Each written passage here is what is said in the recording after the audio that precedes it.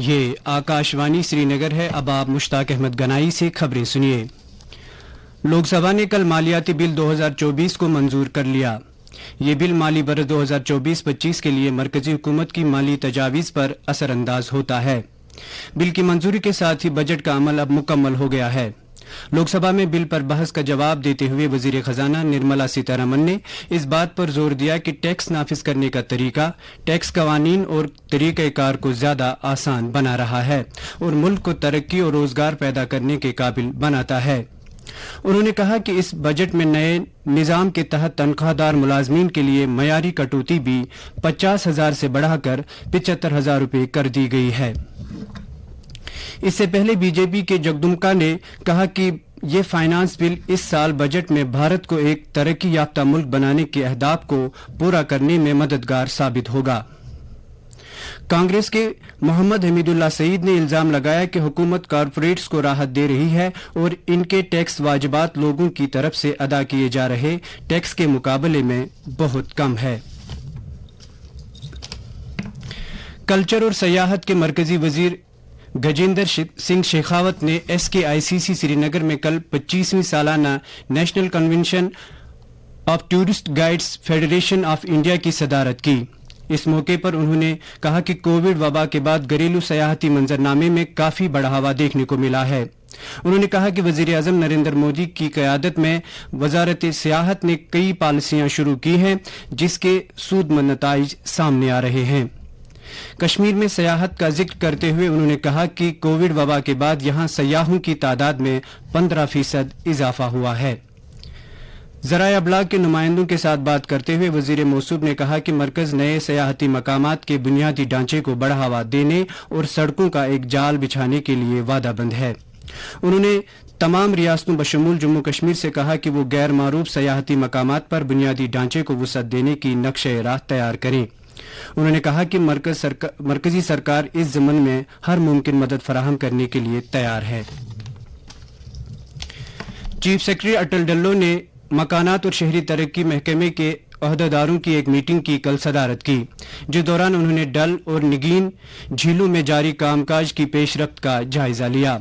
Meeting میں متعلقہ محکمے کے commissioner secretary lakes conservation and management authority کے وائس چیئرمین اور دیگر متعلقہ محکموں کے افسران نے شرکت کی. اس موقع پر چیف سیکرٹری نے متعلقہ افراد پر زور دیا کہ وہ ڈل اور نگین جھیلوں کے تحفظ اور ترقی کے لیے شروع کیے گئے کاموں میں مزید سرعت لائیں.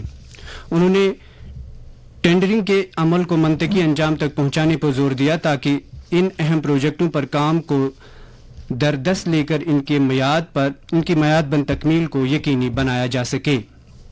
انہوں نے اس موقع پر محکموں کی ہدایت دی کہ وہ ڈل میں رہائش پذیر افراد اور ہاؤس بورڈ مالکان کی طرف سے اٹھائے گئے تمام مطالبات اور خدشات کا جائزہ لیں اور بغیر کسی تاخیر کے تمام جائز مسائل کو اجاگر کریں. مکانات اور شہری ترقی محکمے کی کمشنر سیکرٹری مندیپ کور نے ڈل اور نگین جھیلوں کو ملک کے سب سے خوبصورت اور ترقی یافتہ جھیلوں میں سے ایک بنانے کے لیے پروجیکٹوں کے بارے میں تفصیل سے آگاہ کیا. صوبائی کمشنر کشمیر وی کے بدھوری اور آئی جی پی کشمیر وی کے بھردی نے ٹی آر سی سری نگر میں کل ایک مشترکہ میٹنگ کی صدارت کرتے ہوئے یوم آزادی اور ترنگا ریلی کے سلسلے میں کیے جا رہے انتظامات اور تیاریوں کا جائزہ لیا. اس موقع پر صوبائی کمشنر نے ان تقریبات میں پرجوش شرکت پر زور دیتے ہوئے کہا کہ شرکاء کے لیے بہترین سہولات بہم رکھنے کو یقینی بنایا جائے. انہوں نے قوم پرستی کے جذبے کو پروان چڑھانے کے لیے ان خصوصی تقاریب کی اہمیت پر روشنی ڈالی.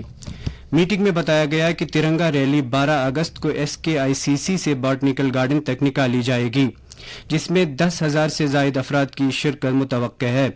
انہوں نے متعلقہ محکموں کے افسران کو یوم آزادی کے مرکزی مقام پر بیٹھنے کے لیے انتظامات، صفائی ستھرائی، پینے کے پانی کی سہولت، بجلی، LED کے تنصیب اور ساؤنڈ سسٹم کے حوالے سے بہتر انتظامات کرنے کی ہدایت دی.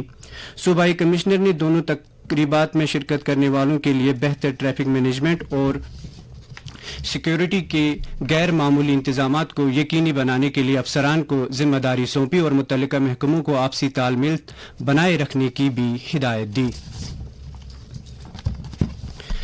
سالانہ شری امرناتھ جی یاترا دونوں روایتی راستوں سے احسن طور جاری ہے. آج صبح جموں کے بھگوتی نگر بیس کیمپ سے 541 یاتریوں پر مشتمل ایک اور قافلہ 17 چھوٹی بڑی گاڑیوں میں وادی کی طرف روانہ ہوا.